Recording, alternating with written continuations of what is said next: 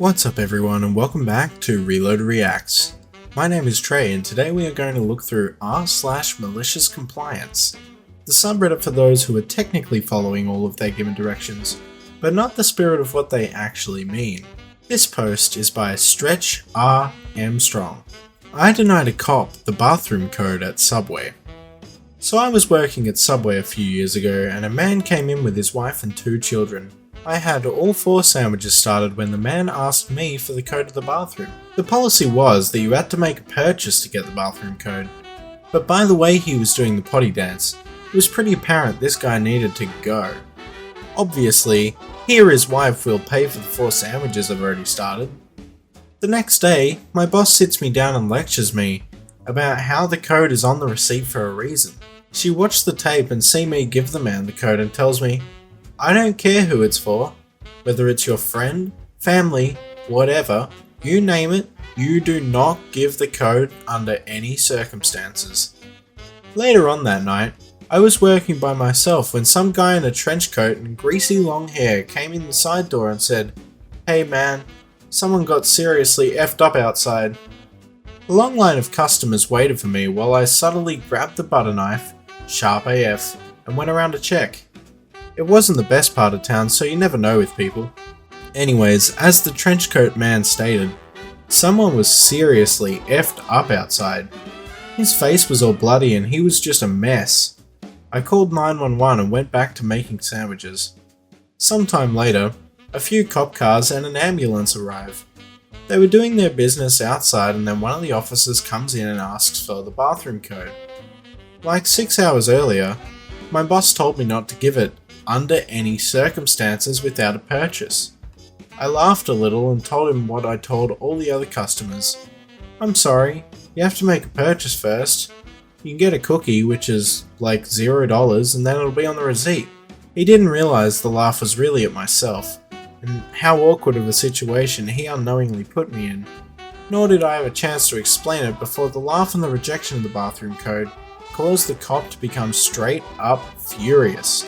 He gave me 3 warnings to give him the code. Each time I tell him I'm not going to give it to him, and the customers are on my side telling him I'm just doing my job. After his 3rd warning, he shook his head and muttered, "I can't believe you're interfering with an ongoing investigation," and he uses the walkie on his shoulder to get some information. About 5 minutes later, one of the cops handed me a phone. I answered and my manager said, "Are you effing serious?" Long story short, the cop got a bathroom code and a free bag of chips. No, I think it's reasonable. You were told not to give out the code under any circumstances and you didn't. You followed the rules. It's not your fault you were doing your job. If your boss wants to be like that, you get to be like that. That's how it works. This next post is by Also Not the Mama. HOA wants me to join, so I do, just not how they expected. So this story is about a property I own but rent out. This may sound strange, but I don't think I could afford to live there these days. It's become somewhat exclusive. I've used dollars here because it's what most people reading this will relate to. This doesn't take place in the US, and I've given an approximate dollar value for local currency. To answer the most commonly asked question, this is in South Africa. Background: a million years ago, my property was part of a large farm. I bought it 30 years ago, long after the farm was broken up, but before there was any development near it. The piece of land I got was near the back entrance that joined into a dirt road that ran past. The more expensive plots were near the tarred road in the front. I originally bought a large chunk of the land intending to do some farming, but that never happened. About 20 years ago, some of the owners got organised. We'll call them the 00 organised owners, and had an area designated as a municipal suburb. The municipality agreed to put in tarred roads, water and electricity if a certain percentage of the properties were developed. A construction company linked to the 00 went around contacting the owners who had land but no buildings offering to build houses for us at a very, very reasonable price, contingent on them getting a certain minimum amount of people signing up. While this was happening, one of the 00 approached me and offered to buy half of my property. I agreed, and the money I got for the sale, which was about 4x what I'd paid for the entire chunk of land 10 years prior, combined with a small loan from the bank, gave me what I needed to pay for a house to be built. It was a fairly large and nice house too. I stayed in the house for a few years and my mum moved in with me.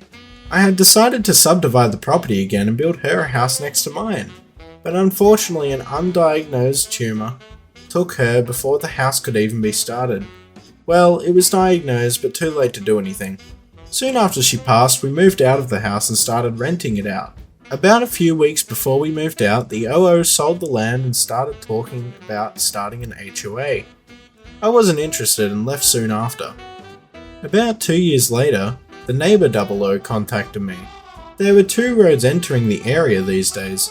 The original tarred road that was near where the farmhouse had been and was entered from a fairly busy main road, and my dirt road back entrance, which was now a tarred entrance from a wide but not very busy municipal road.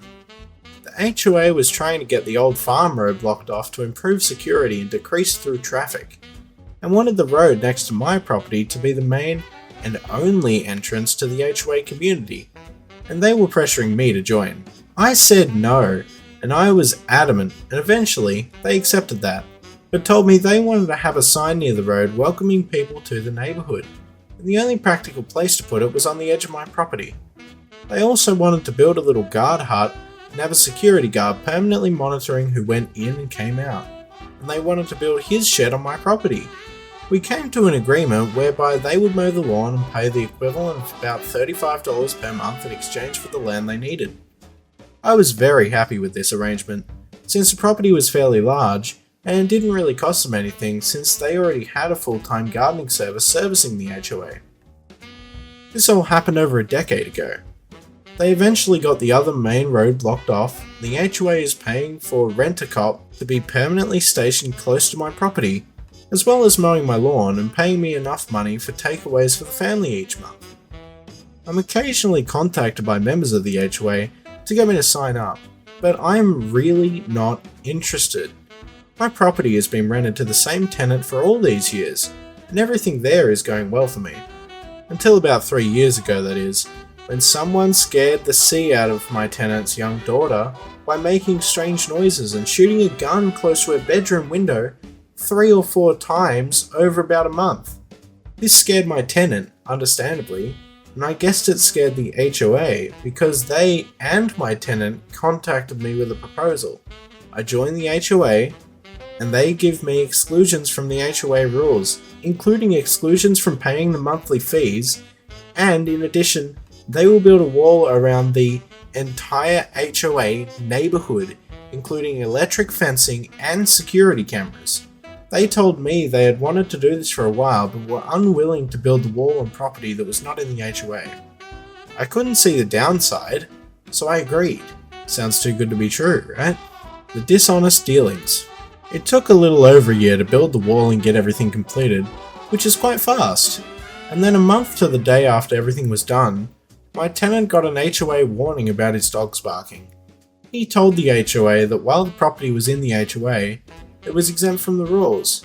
The HOA told him that they had cancelled the exemptions and that he had 30 days to comply. He contacted me and I opened some email I'd gotten from the HOA. I'd ignored it since I was supposed to be exempt from the rules and fees. Man, did I get a surprise.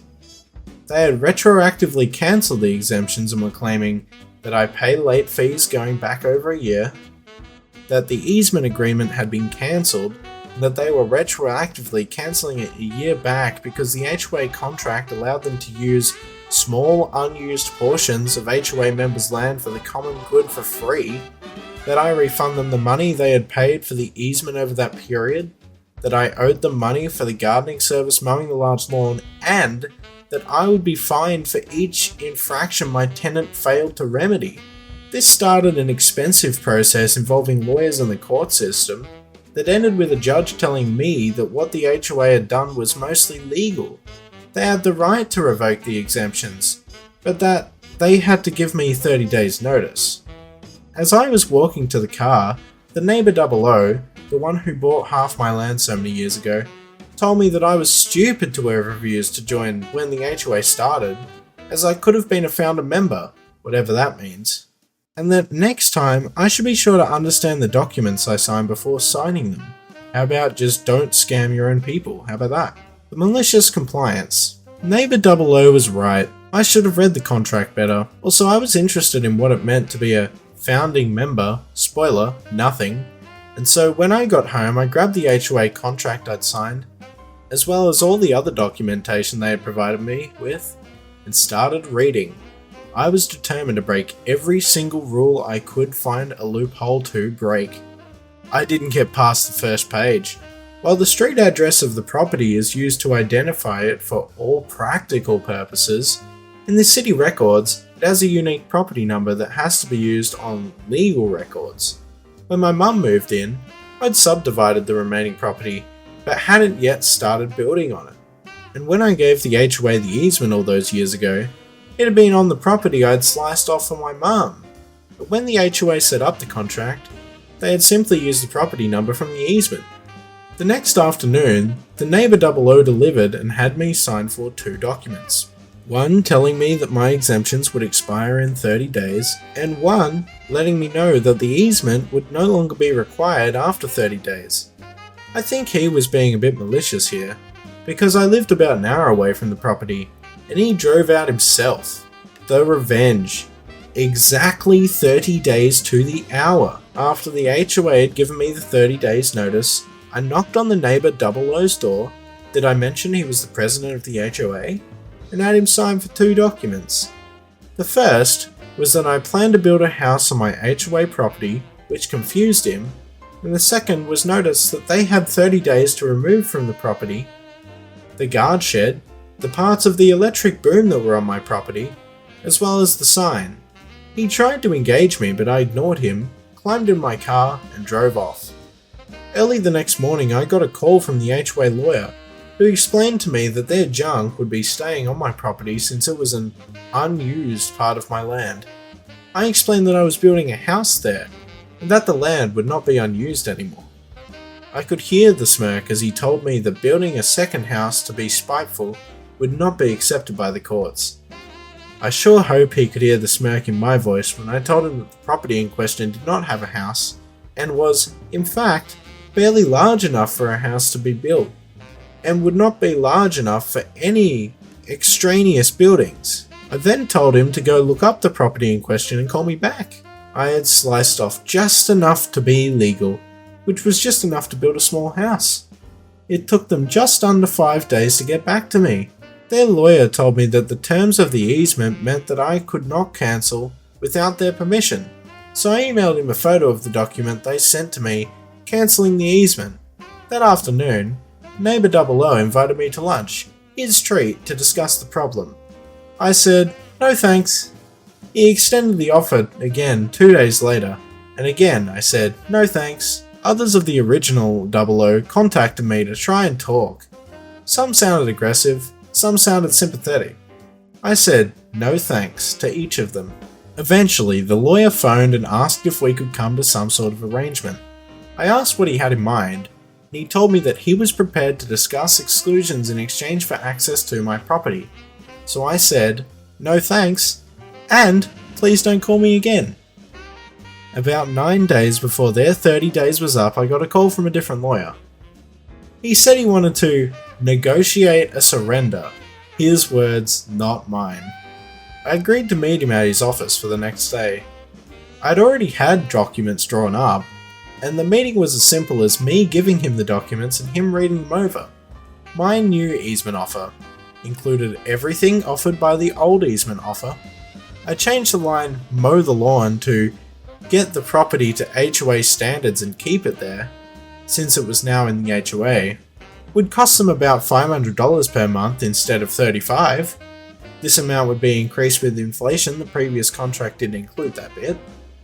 When cancelled for whatever reason, the HOA would have to pay me a cancellation fee of around $7,500. The contract automatically terminated 30 days after any disciplinary action was taken against me, my tenant, or the property. Any complaints were levied by the HOA against the property.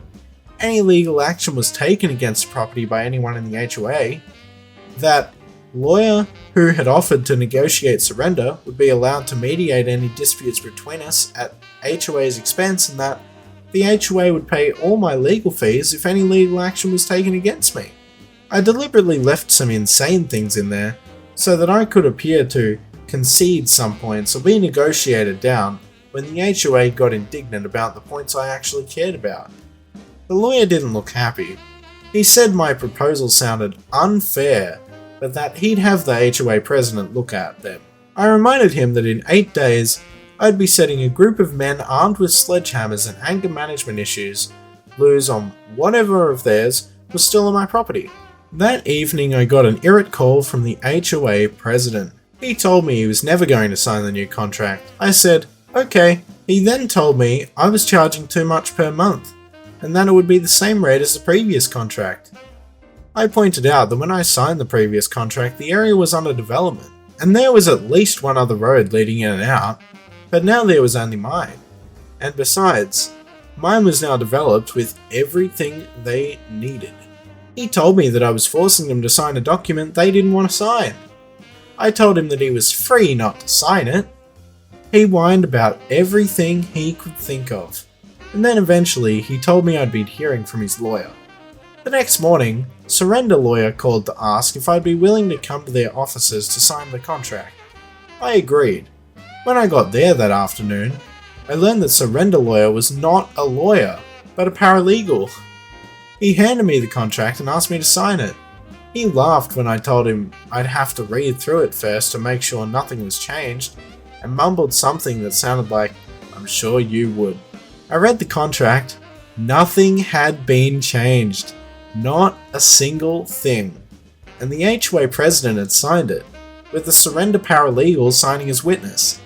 I looked at him and said, "Why did he sign this? It was stupid to sign it." And the paralegal looked at me and said, "I started telling him that signing it would be a bad decision, but he told me I wasn't being paid to think or give legal advice and to shut up. So I shut up." I said, "Do you understand what he signed here?" He looks at me and nods. He said, "I asked him if I should have one of the lawyers look at it before giving it to you, and he told me that we had already been billed enough for this, and that he'd sign it and sue me after their easement was safe." This happened about 1.5 years ago. It took 6 months for the HOA to find out how screwed they were. They wanted to sue me, but their lawyers explained to them that there was no way to win. Even if the court sided with them, all they would get is the easement contract violated, and they did not think that the court would side with them. The lawyers were adamant about one thing: the HOA could not live with the HOA pays my legal fees if legal action was taken against me, since it didn't limit the people taking legal action against me to the HOA. As worded, the HOA would be forced to pay for my legal fees if anyone took legal action against me. They argued that the courts would probably not enforce that, since the context of the agreement was to do with the HOA, and I told them I was prepared to find out, since the HOA would definitely be the ones taking action against me if they challenged it. I eventually signed an addendum to the contract that said that the Neighbor 00 HOA president would personally pay all my legal fees unless he held no position at all in the HOA, and that the HOA would pay all legal fees if the HOA took legal action against me. He resigned from the HOA at the end of that meeting. I politely told him in front of everyone that he should not sign documents unless he understands what he's signing. He didn't look pleased. It came out during the mediation. You cannot imagine how happy the lawyers were that their paralegal was mediating, that without the ability to control access to the HOA neighbourhood through the security boom, partially, on my property, the HOA had become a gated community a number of years back.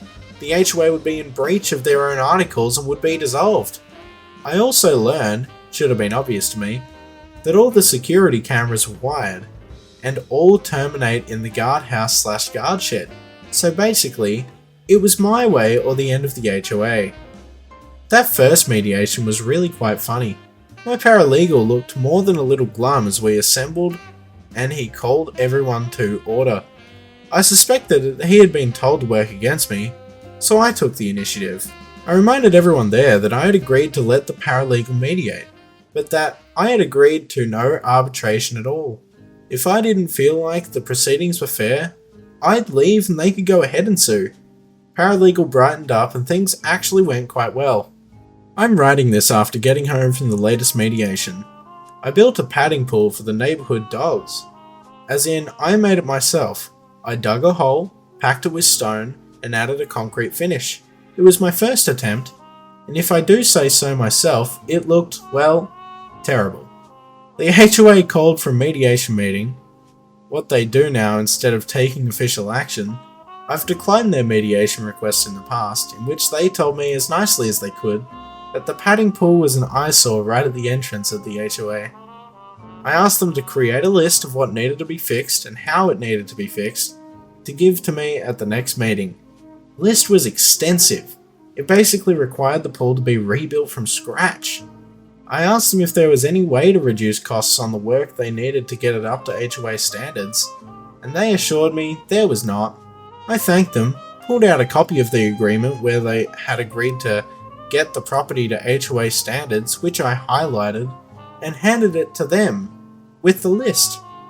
I told them the HOA usually preferred if these things were dealt with within 30 days.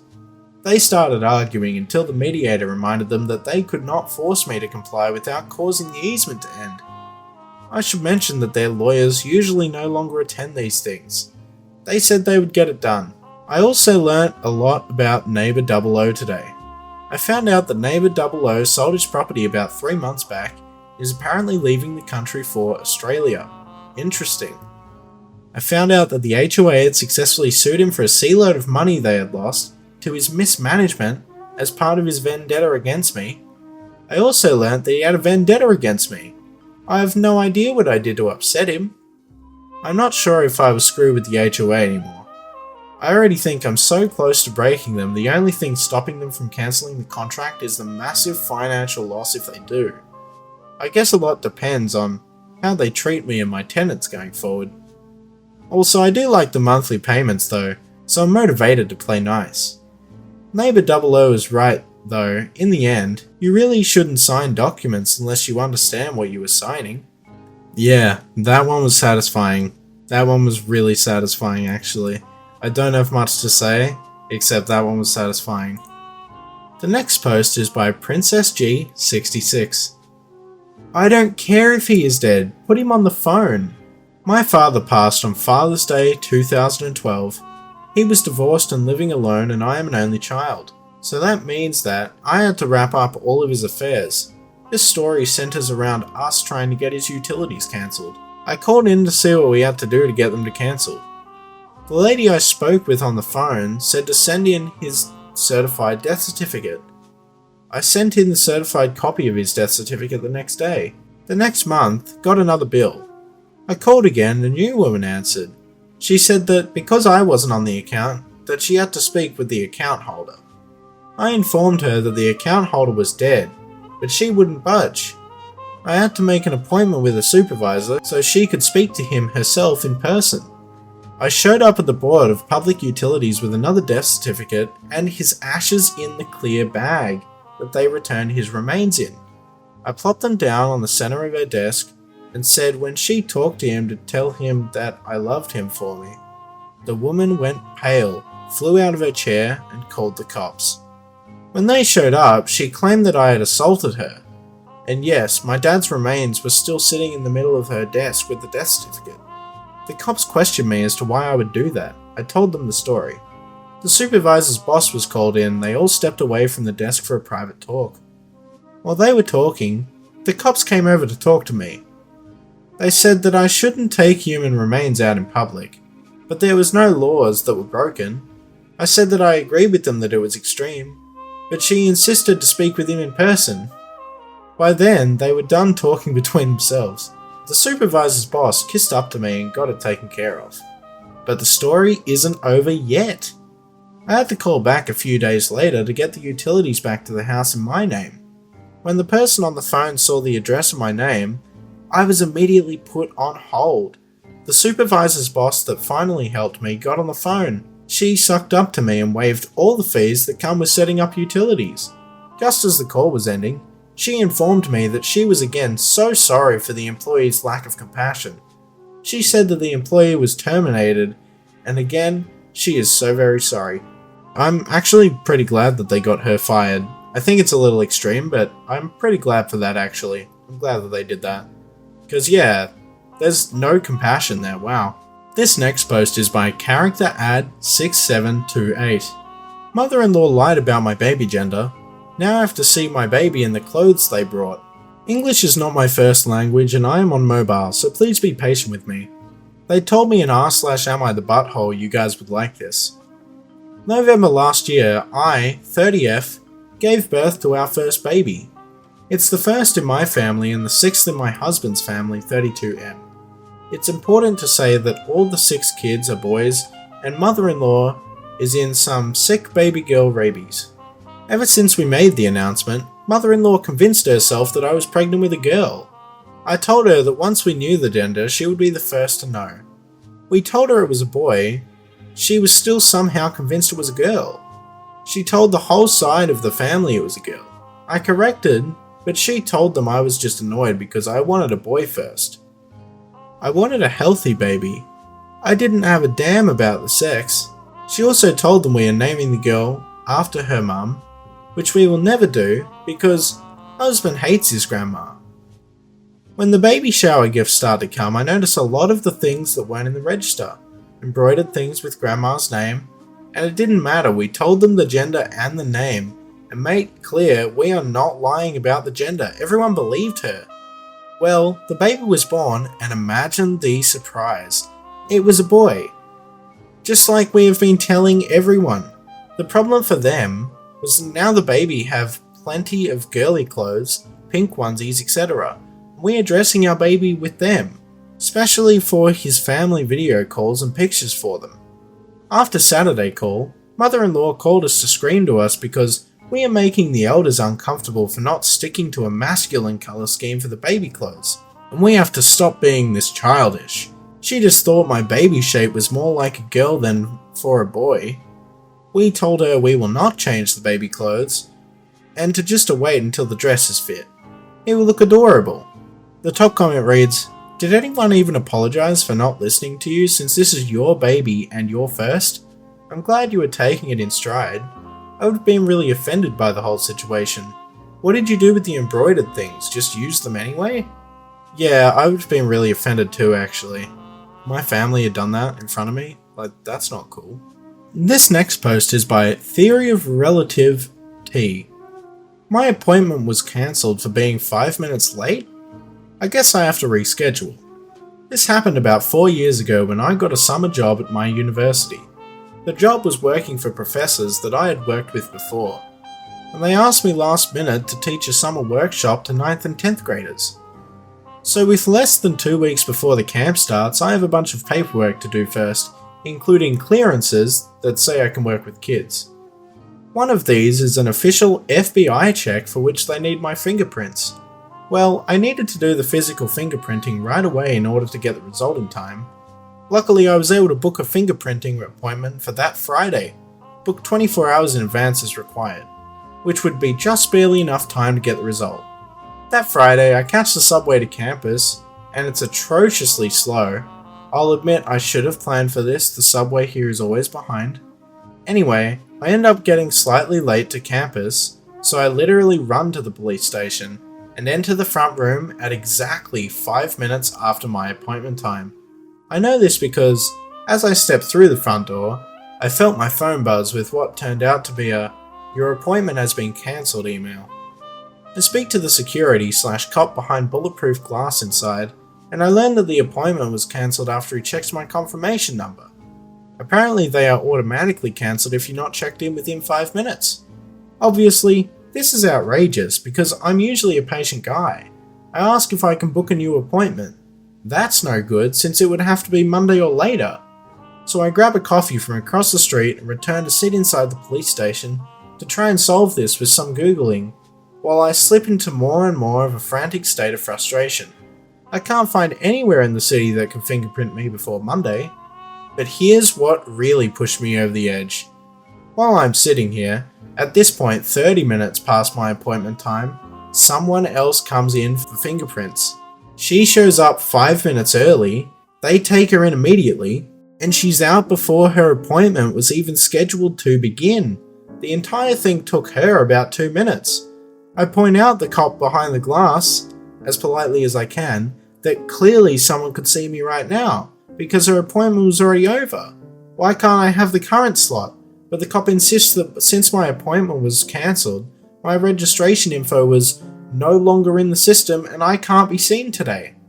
That's when the idea comes to me, and I confirm with him that showing up early is not a problem, because they would have my appointment and registration info in the system. You see where I'm going with this. So I quietly sit back down and take out my phone. About 10 minutes later, I calmly approach him again and say, "Hello, I have a new appointment to be fingerprinted." I'm about 72 hours early. I've never seen such an exasperated sigh in my life. But he checked my new confirmation number and everything was in order. Within 10 minutes, I was walking back out after getting fingerprinted. That's really satisfying to end it off with. You can just show up 72 hours early, and that's fine. I'm really glad that he didn't even try to fight you. He was just like, yeah, okay, fine, I guess it works. But also I'm kinda sick of you and I just want you to go away. So I can see why he did that, but I think it's really funny that there was no fight. It was just instantaneous. And anyway, I think that's going to be it, guys. I hope you enjoyed the stories in r/MaliciousCompliance. Let me know what you'd like to listen to next in the comment section below. My name is Trey, this was Reload Reacts, and I will see you in the next video.